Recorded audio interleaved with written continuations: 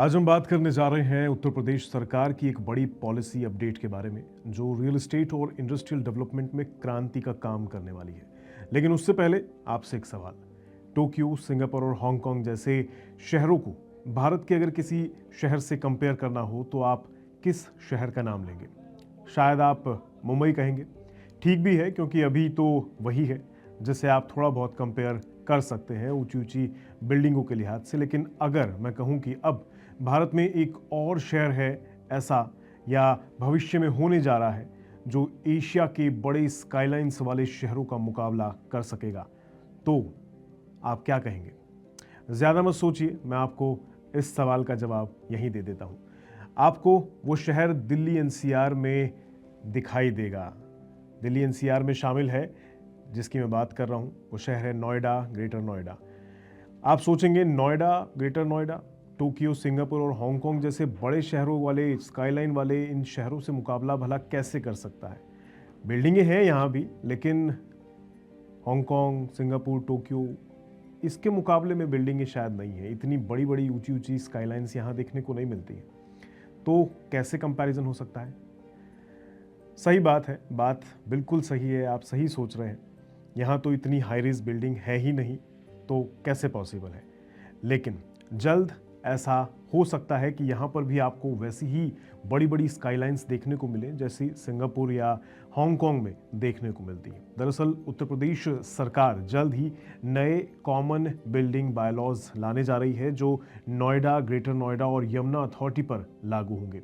इस कदम का मकसद है कंस्ट्रक्शन नियमों को आसान बनाना, निवेश को बढ़ावा देना और तीनों इंडस्ट्रियल डेवलपमेंट अथॉरिटीज़ के अलग अलग नियमों से पैदा हो रही उलझनों को खत्म करना।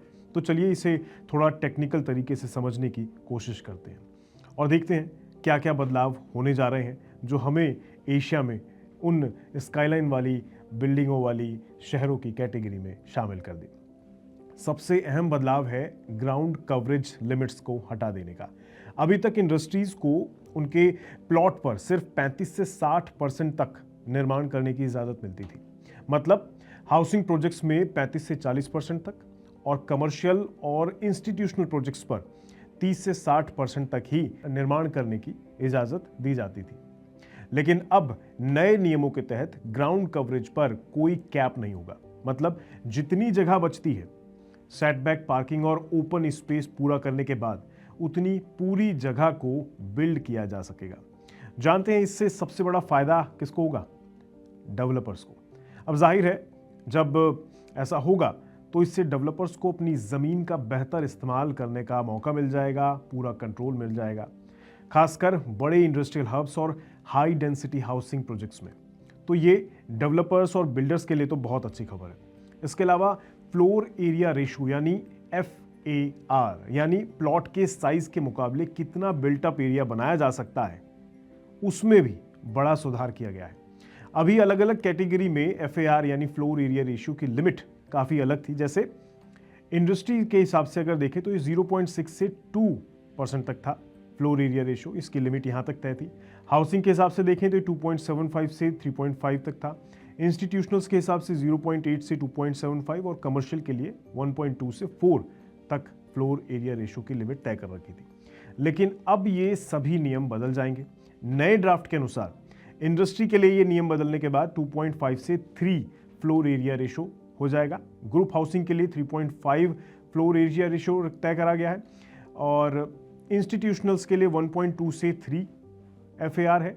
1.5 से लेकर 4 तक फ्लोर एरिया रेशियो कमर्शियल्स में लिमिट तय की गई है और माना जा रहा है कि हायर फ्लोर एरिया रेशियो से वर्टिकल ग्रोथ को बढ़ावा मिलेगा। प्रोजेक्ट्स ज़्यादा व्यवहारिक हो जाएंगे, खास करके नोएडा, ग्रेटर नोएडा जैसे हाई डेंसिटी इलाकों में डेवलपमेंट को सपोर्ट मिलेगा और इसके बाद जाहिर तौर पर आपको ऊंची ऊंची इमारतें ज़्यादा बनती हुई दिखाई देंगी।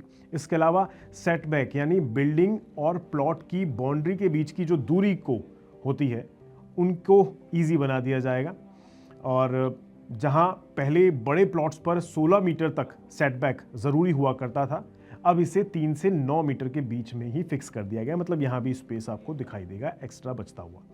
इससे ज़्यादा बिल्डअप एरिया खुल जाएगा। साथ ही पार्किंग नॉब्स में भी आपको दिखेगा कि आसानी कर दी गई है नए नॉर्म्स के अनुसार।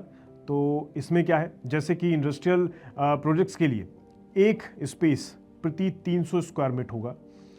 ग्रुप हाउसिंग के लिए ये 1 से 1.5 स्पेस प्रति यूनिट रखा गया है। इंस्टीट्यूशनल्स के लिए एक स्पेस प्रति 85 से 200 स्क्वायर मीटर होगा और कमर्शियल में ये स्पेस जो है एक स्पेस प्रति 50 से 500 स्क्वायर मीटर तय किया गया है।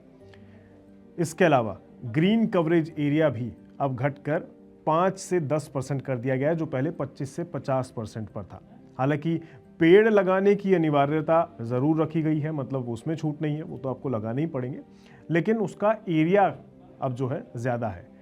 मतलब ज़्यादा गार्डन एरिया रखने की ज़रूरत नहीं मिलेगी, आपको उतना स्पेस अपना गार्डन के लिए यूज़ नहीं करना है, उस स्पेस को भी आप अपने बिल्डअप एरिया में शामिल कर सकते हैं। इसके अलावा पहले कुछ इंडस्ट्रियल और इंस्टीट्यूशनल प्रोजेक्ट्स पर 10 से 24 मीटर तक की ऊंचाई की सीमा थी, लेकिन अब ये लिमिट पूरी तरह से हटा दी गई है, सिवाय उन जगहों के जहां पे हवाई अड्डे या फिर हेरिटेज से जुड़े एरियाज मौजूद हैं, वहां पर यह नियम अब भी लागू रहेगा।